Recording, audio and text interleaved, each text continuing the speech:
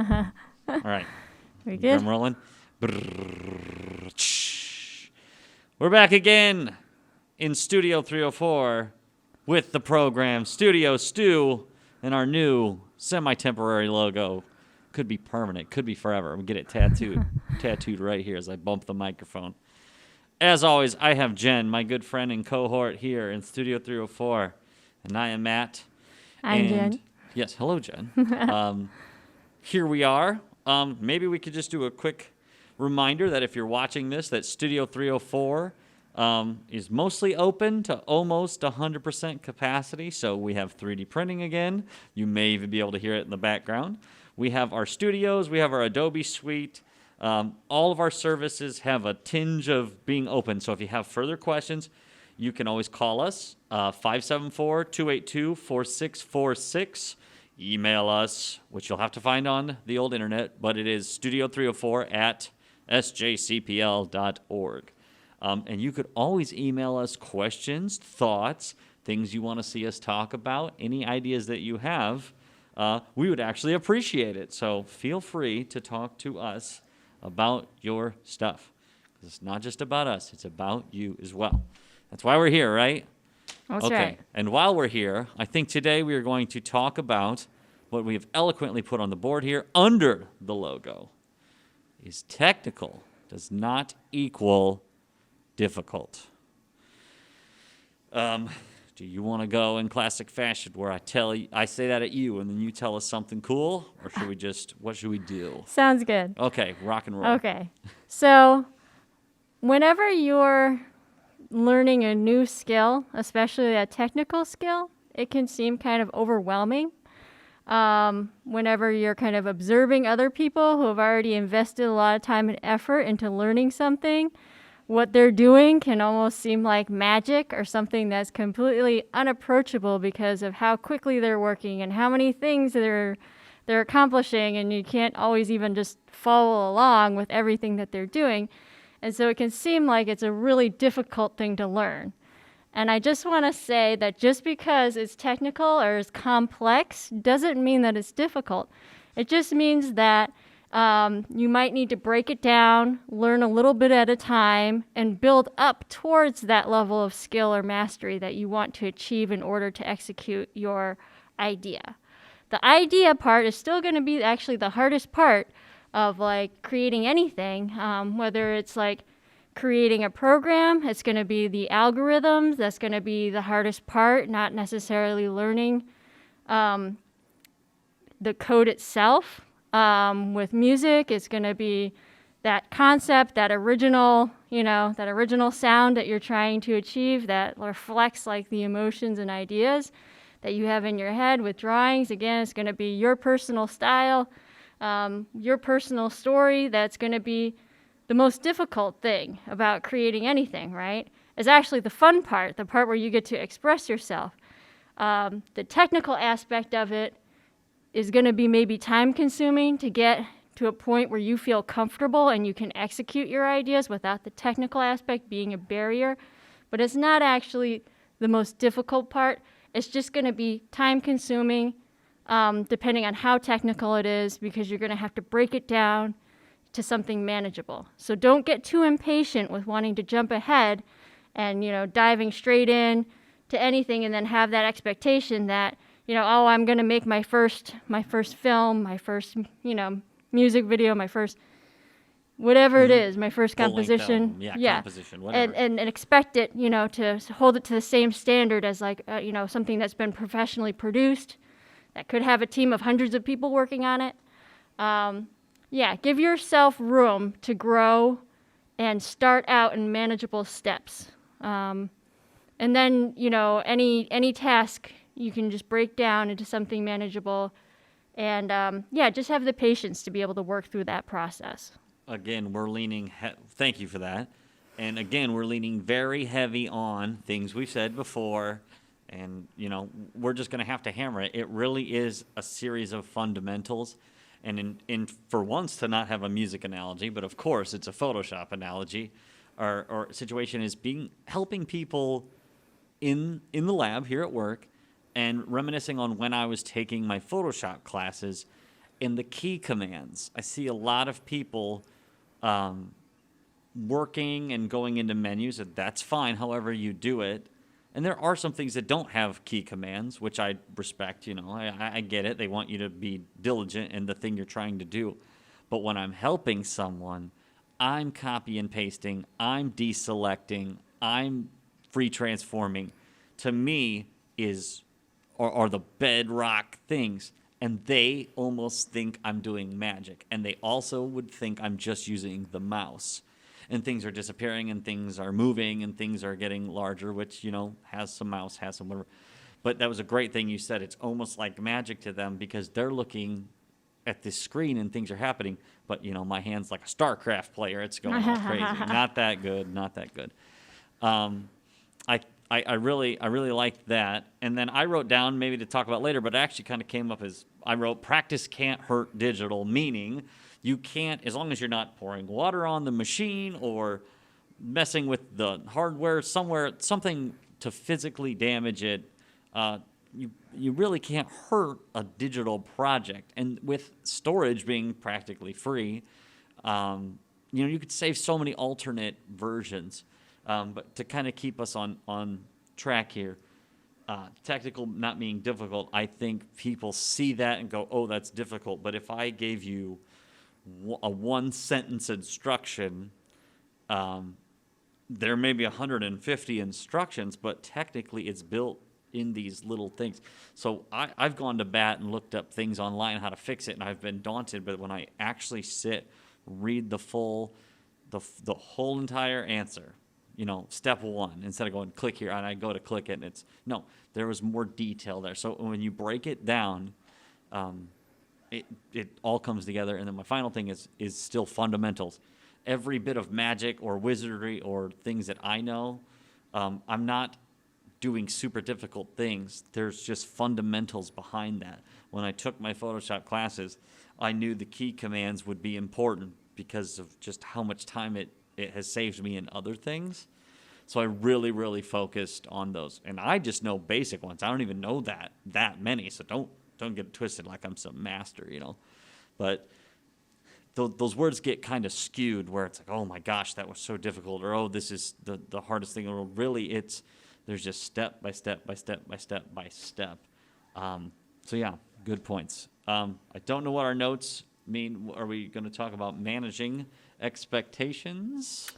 I did brush upon it just very briefly about, jumping into your first project. You've got this big dreams, big goals, big Yes. aspirations to create something, really phenomenal that is going to portray this vision that you might have in your head of something that you want to accomplish, that whatever that project may be.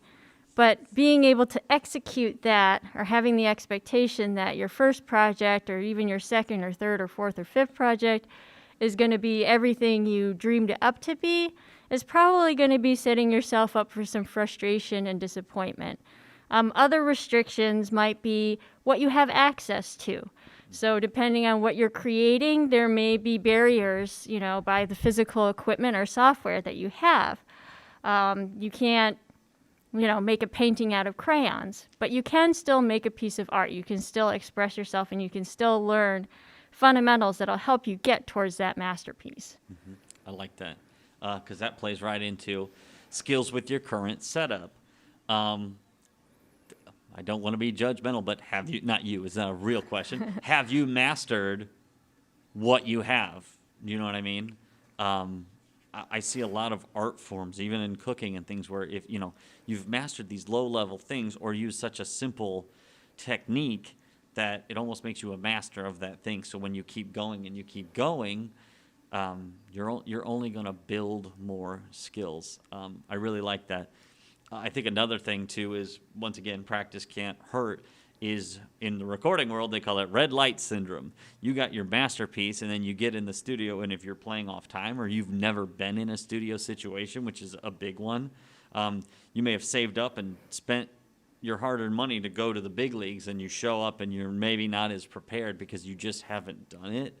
A lot of live performances like that. People say, how do I get over my stage fright or my nervousness, and almost every famous person or anyone who's performing will even just say that, says, we all get the butterflies, kid. You just know how to deal with them. So that's another one. And what was, I can't remember my last point, but who cares? I'm rambling at this point. But yeah, we're really hammering the fundamentals here, aren't we? We have break it down written up, and I'm just really thinking, I've seen like how to break writer's block. I started searching those before we did this episode, and this is kind of my, not a closing thought necessarily, but see what you have to say is. And almost all of them say, limit yourself in a way. Say, I can only play this half of the keyboard. Or if you don't even play keyboard, play the keyboard. Use a different instrument, tune it different, do something different. If you can't paint, use crayons, or only use crayons if all you do is paint. Almost every list, take my word for it, has something about limiting yourself. So we always want these unlimited creative things, but one of the ironic parts is to make yourself create. It's not the eureka moment and all the things we've talked about in past episodes. Go watch, like, share. Yes, I guess there it is. So, do you have anything? Necessity is the mother of invention, Boom, right? yeah, just like that. So sometimes working with a limited toolkit can really help spark creativity. It gives you something more to focus on rather than feeling like you're kind of just free-forming and endless possibilities. It's hard to necessarily know what you want to zero in on. Mm-hmm. One of my newest ones is, and it's probably one of the oldest ones in the music book, is instead of an electric guitar that has unlimited possibilities, get yourself, I have an acoustic, of course, and I just play that because it's just me and the couch and the guitar, maybe the dog, but that is what it is. So, yeah. So managing expectations. Once again, we're hammering the fundamentals like nobody's business. But yeah, so do you have any closing thoughts or anything else you'd like to add to this wonderful stew that we've been making? So I'm always excited about technology and how we can incorporate it into all aspects of our lives to make things easier or to expedite, different tasks and processes. And so never before has there been so many tools for individual creators to be able to cut back on certain tedious parts of our workflow where you have certain things that the computer will interpolate and be able to fill in or autocorrect or just different tools that will help you to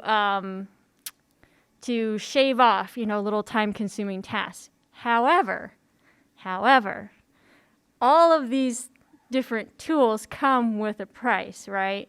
Like in the case of animation, now you've got to rig up your character, and rigging up your character is going to create a lot of extra time in the beginning. Before, it might save you time on how many drawings that you would have to do to animate the character, but it's also going to create a lot more prep work for you. It's going to be also create, it's going to be another skill, another program that you've got to learn. And I would just say that all these little time-consuming tools, all these little extra powerful tools that we have in these digital programs, is going to be somewhat of a trade-off if you try to use it as a shortcut. So going back to the fundamentals, knowing the basics of animation, knowing the basics of color theory, knowing the basics of music theory, even though there's things that are gonna have pre-made loops and all these other things, it will never be a waste of time to invest in fundamentals.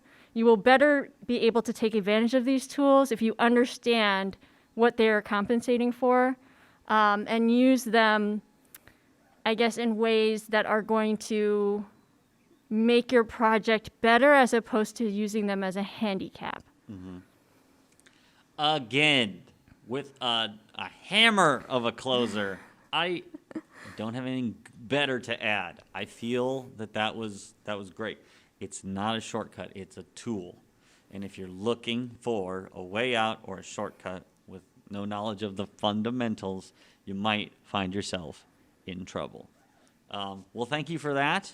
Yes, and also, I'm sorry, I forgot to keep add. going. I did want to add one more thing.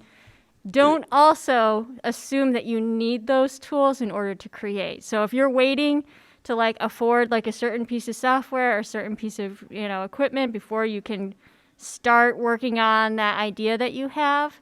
Like don't assume that that's going to be the magical miracle pill that's going to like create the project for you. It's still going to be a lot of work. It's still going to be a lot of, you know, of like building up different skills to achieve what you want. So if something like, you know, a tablet is holding you back, an amp is holding you back, just work with what you got, because that's not going to be time that's wasted, trust me. No, and I will speak on that as someone who has collected many, many pieces of gear that I thought would be the one. It almost never is. And some of these things you may get and find out that not only was it not the right thing, you don't actually like it as well once you get it. Everyone is different. Everyone's ears are different, eyes are different, and all that, and that's something we should celebrate. But there are certain times where I've recorded whole things and known it could have had a better take or anything like that, but I now know song structure and how it's going to go and what it's going to take. And instead of building all those things that took a few hours, this is just a real example. I can do those whole guitar takes or whole drum takes in one pass. So what took me an hour to build and do was totally not wasted, because I have then just evolved into, I can do this one take, and the whole song, the real version, the full version, only takes an hour or two versus the hours it took to build.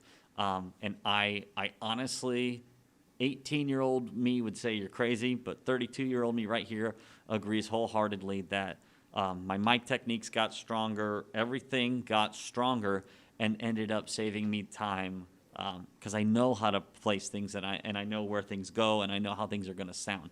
The familiarity with my software, no matter how limited or crazy expanded, was completely and totally valid and usable. So I'm glad that sparked that in me, and thank you again for saying that, because yeah, just having a knowledge of it, while there can be a paralysis from having too many options, exploring and actually using what you do have, which I think a lot of people would have more of, is definitely up there. So wow, I feel great. How about yourself?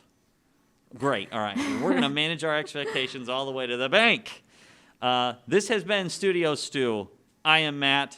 I'm Jen. She is Jen, and we will be here next time for you. If you feel like it, send us a line, give us a call, stop by, ask us a question, tell us what you want from us. We will try to oblige. Have a wonderful rest of your life. We'll see you. Bye.